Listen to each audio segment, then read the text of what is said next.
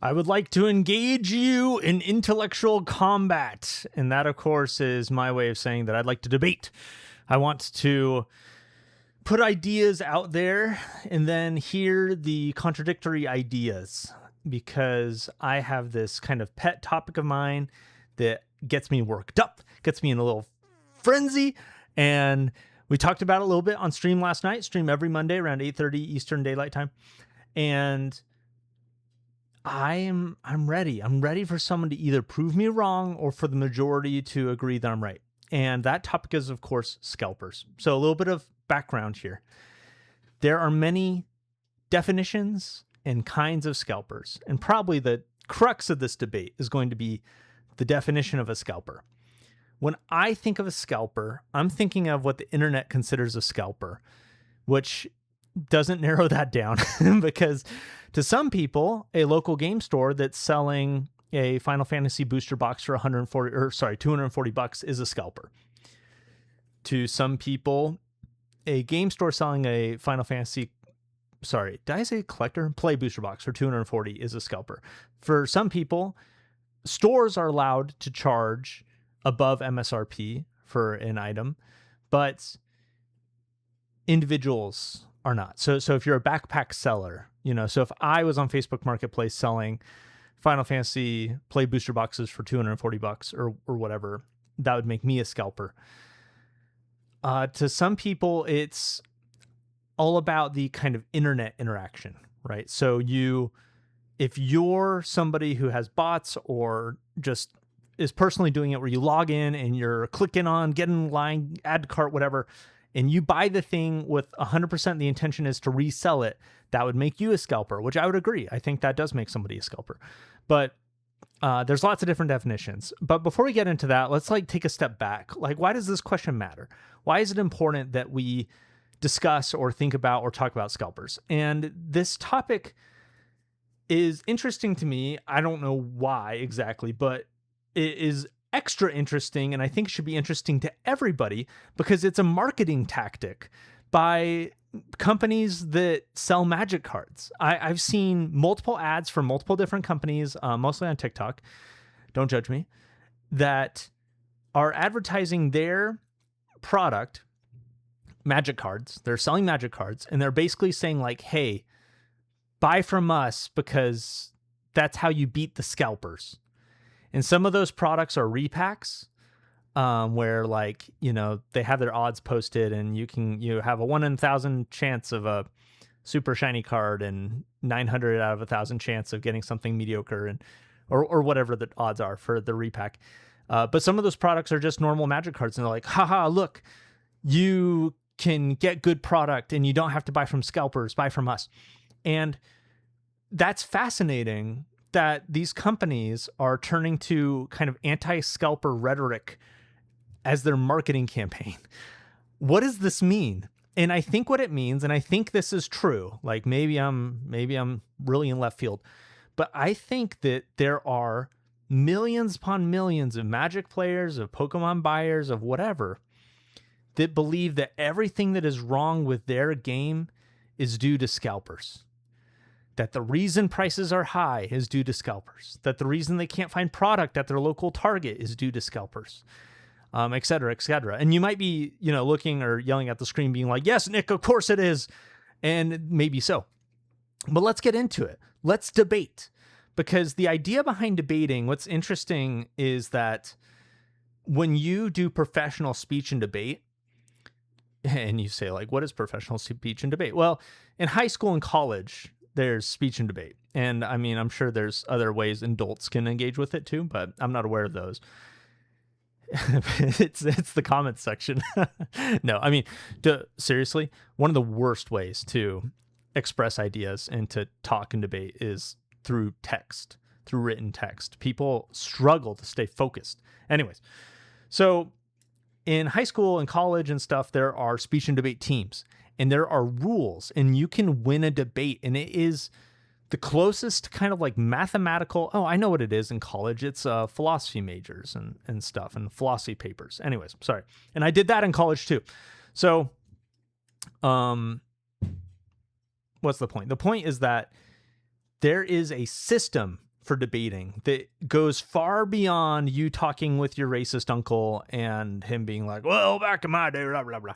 You know, there's like a sophisticated, smart way to discuss complicated ideas that requires both parties to consider what the other side is saying, which isn't normal, by the way. When you're talking with whoever about any complicated idea, usually they come at it with like, I'm right, and let me tell you why I'm right. Where when you're debating, when you're in the heat of the debate, of course, you're trying to prove your side that your side's right.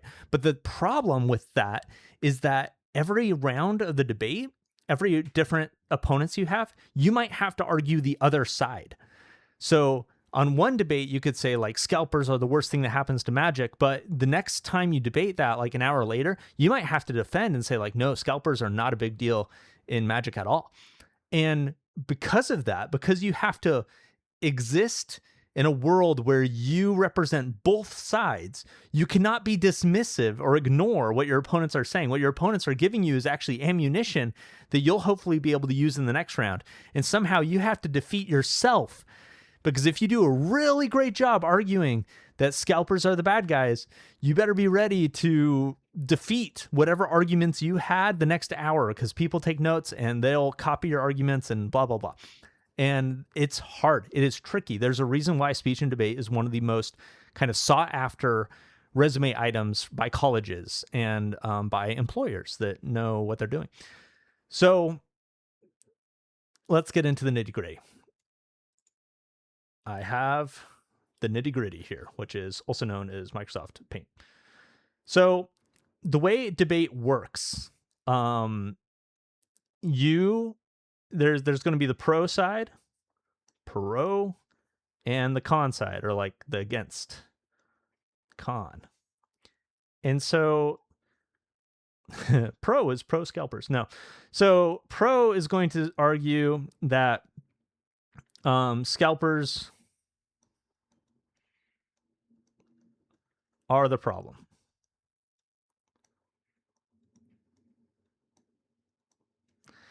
And then the con side is going to argue that scalpers are not the problem. And I think the best way to remember this is that the pro side is going to be what the majority default believes, which is, I believe the case that most people in the hobby, casual people in the hobby, believe that scalpers are a big problem.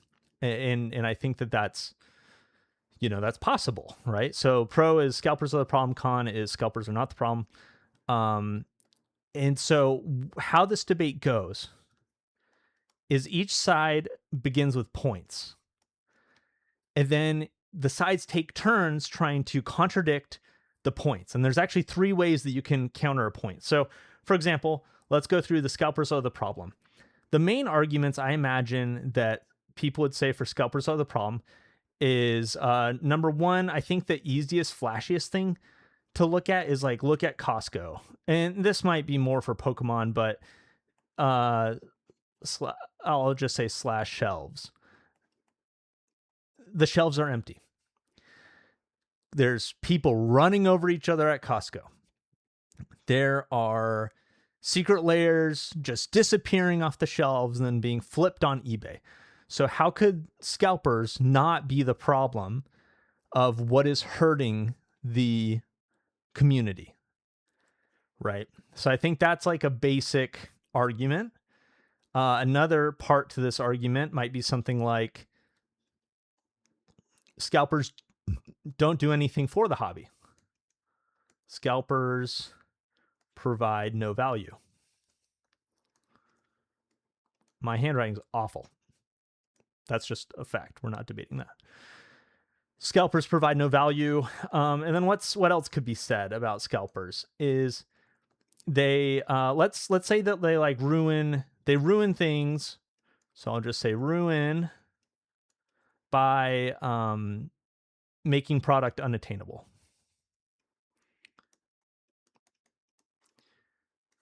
Product unavailable. Yeah, this is not legible, whatever. Okay, but I think I can read it and talk to it, and that's the point. So there might be a better argument for why scalpers are the problem. And that's what I want your help with. Spoilers for the end of this video. Now, but these are three main points that look at Costco, look at the shelves, look at how awful scalpers are. There's no product. Scalpers provide no value. They're not adding anything to the hobby, and therefore it's a problem. And then they ruin things by making, because there is a lack of product, players aren't able to get into the game. Right. Okay, so now the con side is going to argue that scalpers are not a problem. And the con side there's different strategies. The con side could list like 1,000 reasons why scalpers are actually great. The con side could, I mean, really what the con side needs to do in this situation, because they just need to disprove these points, right? And there's actually 3 ways that you can disprove a point. We're learning a lot today. I hope you're in a mood to learn. So there's 3 ways that you can disprove a point. You can outweigh it. You can say that like, oh, this is a problem, sure, but look, there's actually a bigger problem that scalpers solve. So for example, you might outweigh like, look at Costco, look at the shelves. Scalpers are ruining things. And it's like, yes, scalpers are taking all the product, but they're actually providing liquidity to businesses and stores. And so that's actually a good thing, and that makes up for it. So that's like outweighing. And then there is counteracting, or saying like, no, that's not a problem. So you could say like, look at Costco, look at the shelves, they're empty. And then a counterpoint to that might be something like, well, actually, there's plenty of Spider-Man, there's plenty of Avatar, there's plenty of, XYZ product. And so that's not actually a problem. So that's like just a straight counter. Like, you made a point, actually your point isn't true. The classic nuh-uh. And then the third thing that you can do to an argument is you can actually, Avatar Last Airbender, where they like take the lightning and they and like redirect it. That's the third thing you can do in debate, is you take their point and say, yes, this is true, and because it's true, it actually proves my point. I did an incredible, let me say, well, I did an incredible redirect lightning counter, use your point against you when I did novice speech and debate. We were debating, this was shortly after the Snowden incident, where, it was like revealed that the government's spying on everybody. And we were debating if the NSA is overfunded or underfunded or whatever. And I was on the side that the NSA was good, that we needed the NSA. And my opponents, who are on the side that the NSA is bad, they came up, and in their opening argument, they were like, the NSA is bad because we have research and evidence that the NSA has only stopped a max of like up to two terrorist incidents ever. And I was like, all right. So I get up there and I say, the NSA has stopped 2 terrorist incidents. That's incredible. 2 9/11s were prevented by the NSA. That is fantastic. We love the NSA. We take our opponent's point and we accept it. And that is great. And I won that debate.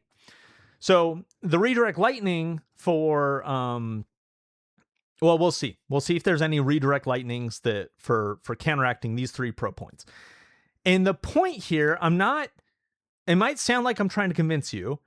I'm trying to invite some critical thinking into my life about what I'm missing. What am I wrong about? And so I'm going to share, this video is getting long. If you're still here for the ride, you're a trooper. But let me know, comment section, send me an email. If it's like, Nick, you're such a dingus, you missed this obvious point, or there's this evidence, or there's this research or study or whatever it could be. I doubt that it's research or study. I think that it's all, anyway, it'd be great to get my details right, because this is something I'm passionate about, and I could be wrong. And that's why I want your help to help me know if I'm wrong before I keep saying wrong things.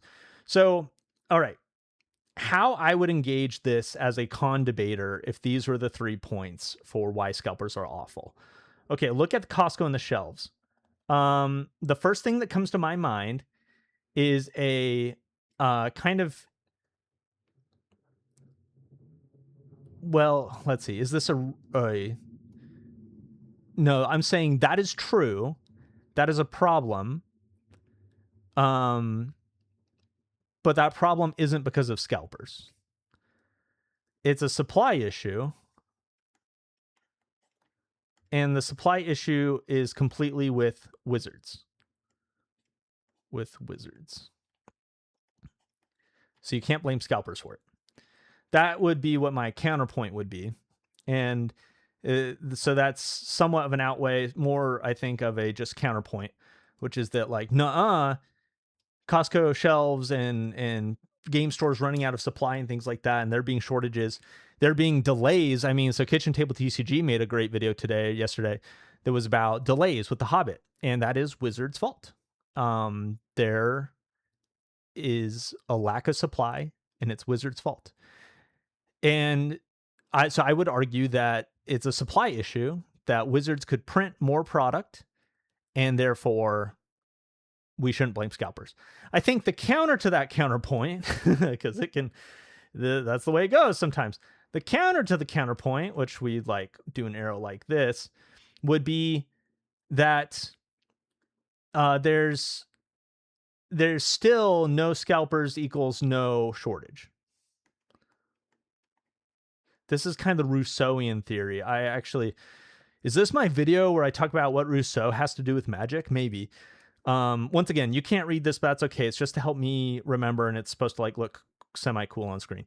So no scalpers equals no problem. And it's the theory that, like, there actually is enough. There actually isn't any shortage. There actually is enough for everybody, but it's because of the evil, like, capitalists or whatever, that everything gets ruined for everybody. And that's a fine argument to make. My counter to that would be that even if there were no scalpers, there is a shortage. And I think that the evidence weighs out for this, which is simply that the amount of product that gets opened and consumed is enormous, and it's not being consumed like. And I guess the other point is that I guess what the crux of this issue is do scalpers have market control? Are scalpers able to band together, limit a product? And I've seen some pretty big, pretty like smart YouTubers in the space suggest that this is true.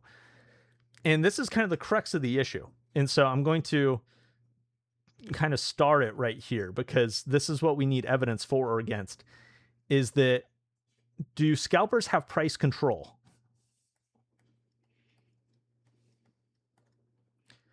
And so let me explain.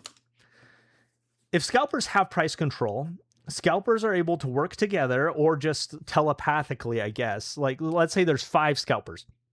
Somehow they buy all of the Hobbit play boosters or whatever. They know that there's a lack of supply, or that they have the market cornered, and therefore they're able to hold a high price, $200 per box or whatever. That's not even MSRP, but you get the point. And then they're able to make buku bucks and laugh their way to the bank. So that's the theory, that scalpers have price control. Now, however, if one of those scalpers wants to make more money than the other ones, that one scalper can sell all of their booster boxes for $199, sell out, and laugh their way to the bank much faster and much happier than the other 4. The other 4 see this, and one of them says, I'm going to sell my booster boxes for $198. And then another one sees this and says, I'm going to sell my booster boxes for $197. And you get the point. And that's what happens in a free market where there's competition between sellers, is that the price gets competed down. What prevents that from happening would be one of 2 things. One is demand. Demand being super high will force prices up. And I would argue that that's the reason why prices are high for both Magic, Pokemon, for all these scarce products. The prices are high because there's strong demand. But the scalper argument, the anti-scalper argument, would be something like the prices are high because scalpers have price control. They are somehow working together or colluding. And maybe I'm missing something, but my understanding, like, just straight up, are we saying there's a cartel of scalpers, that they're like coordinated or something? Because if they're not coordinated, they would compete the price down. So yeah, anyways, I think that's the crux of this issue. But let's move on to the second point, just in case I'm missing anything. So scalpers provide no value. I would counter that, and I would say, actually, so once again, another nuh-uh. Yeah, not redirecting lightning today. But scalpers provide no value. I would say, nuh-uh. This is like, whether we like it or not, scalpers help markets run efficiently. What is an efficient market? Well, an efficient market, I can draw my little, not that it'll like really matter, but draw my little graph with the supply curve that's upward sloping and the demand curve that's downward sloping. And then there's the price on the y-axis and the quantity the quantity on the x-axis. An efficient market is where the price hits this equilibrium right here in the middle. If a product is being sold forcibly at a low price, what's going to happen is that there's going to be an incredible amount demanded. The quantity demanded is going to be up here. Like, a lot of people are going to want this product, and the supply, the amount that's actually available that suppliers are willing to supply, will be right here. Now, it's a little different because this isn't a competitive market. Wizards of the Coast monopoly. They can set the supply curve wherever they want. But as long as they don't set the supply curve past here, there's going to be a shortage, and the market will not be efficient. What scalpers do is they move the price up. And it's like, oh, yay, thanks, scalpers, you move the price up. But here's the reason why moving the price up might matter, might be important. Well, first off, I'm making this sound like, yeah, the scalpers are like doing us a favor or something. Everybody's following their own self-interest. Like, let's get that straight. The way economies work and run is that everybody does what benefits them. You're not out there for anyone else. There's no altruism. You're just, and I mean, sorry, part of what's best for you might be helping other people. That's totally fair. But we're just going to assume everyone's self-interested, which generally is a good assumption to make. So what scalpers are doing is they're saying, I see an arbitrage opportunity. I'm going to buy low and sell high. This is only possible because there's a shortage of supply in the market and the price is artificially low. What happens when the price gets set to what it should be? What happens is the people who actually want the product get it. You think back, I gave an example about Fallout collector booster boxes. A local store was selling for $240, the locals. I bought one for $240. If the actual market price was like $240, I probably would have opened it or kept it or whatever. It might be on my shelf. But the actual market price was $400. So what do? I sell it to somebody who actually wants it. You get that? Like, if the price is way higher, if I've got my phone and it turns out my phone is worth like $10,000, but to me it's only worth $1,000, the world is a better place if I sell it to somebody that it's worth $10,000 to. And that's just because somebody who wants it more is going to get it, and I, who don't want it as much, as am going to sell it to them. This is efficient markets. So, right, I could go on about this for days, but this video is already too long. So, scalpers are just playing a natural role, what we'd expect. So are they adding value in an economy? Yeah, they actually are. They're gaining value. They're making money. And they are ensuring that the products get to the people who want them the most. I think this is a thing like in Pokemon. What's interesting is like, people are like, oh, but the kids should get the packs. And like, a kid's a kid. If you're like, hey kid, do you want to open this Pokemon pack? They're like, yeah. And you're like, hey kid, this pack costs $100. You want to open it? They'll be like, yeah. There's just not a lot of reasoning there. But an adult, if you're like, hey adult, do you want to open this pack? And the question is, well, how much is it worth? And if someone says it's worth $100 sealed, do you want to open it? Or would you rather have $100? You can suddenly make a choice. You can make a decision. And so when we're like, oh, but the kids should get the packs. No, they shouldn't. If the pack is $100, the kid should not just get it and rip it open. Like, sorry. If the pack is $5, like, yeah, go for it. Like, let the kids have it. Anyway, you get the point. Right. So scalpers provide no value. I argue that in an economy, in a dynamic economy, they actually do serve a role. I wouldn't say they provide value. It's not they're making your life better or my life better. It'd be nice if we were the ones that got it at the lower price. Absolutely. But they do serve a role in the economy. And also, them providing no value isn't a reason to say they're the problem. So that's probably the best argument against it. Okay, so they ruin things. Scalpers ruin things. Let's talk about this. In order for scalpers to ruin things and push people out of the hobby, this is once again just goes back to scalpers have the power to control how much supply there is in the markets, the price, all the above. They can't control everything, but you get the idea. And so we get back to price control. Are scalpers the reason why prices are high? Because if they're not, if it's not the scalper's fault prices are high, I would say that the game would be plenty available to new people. It also gets back to wizards. Wizards should be printing the product. Why aren't they printing the product? And there's lots of answers to that question. And maybe it's possible that we're just opening it up faster than they could possibly print it. But that's just not. That could be a short-term problem, but it's not a long-term problem. They can get more printers. It's not impossible. There's a lot of money to be made.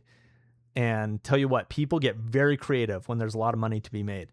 So anyways, I think that's all. That's the point. So, okay, what's the goal here? The goal is I want to know, one, am I missing something obvious that isn't on this board? And I know you can't read this board, but am I missing a obvious point about why scalpers are the problem or why they're not the problem?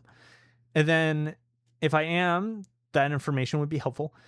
And then especially, is there any evidence that scalpers have price control? That is what I'm really curious about. I've heard it taught. I've heard, like I said, really smart people I really respect in the YouTube space say that like it's because of scalpers that prices are high. And I don't think that's possible if scalpers are sellers, right? Like if you're a seller and you're competing in a competitive market, then you're competing the price down. And so, you know, it's a different thing if you're like, well, scalpers are actually investors. They're buying it all and hoarding and they're waiting 10 years.